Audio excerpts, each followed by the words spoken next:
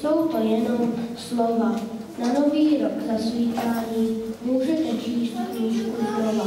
Každý rok to stále platí, díky tomu sluníčku. Každý rok se zase vrátí 12 krásných měsíců. Potichoučku, pomaloučku, jde Maruška po paloučku, les je sněhem zavátý a mráz leze pod šaty. Kolem ohně ohníčků vidí 12 měsíčků, na kamenech sedí mlčky. Už zaslechli její kručku. Milí páni, to je mráz, ohřeji se půjdu zas, jen co v lese natrhám, jahod balit plný čbát.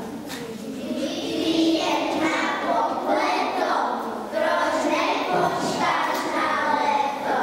Že se takhle vůbec ptáte, maminka má přece svátek. Mám ji ráda, je mi vším, vím, že ji ti potěším. Měsíčkové zahlaho, kamarádi, zkusíme to. Povstal červen mácho holí a hned bylo všude léto. Mezi trávou u vody červenají jahody a maliny na stráni vybízejí k musání.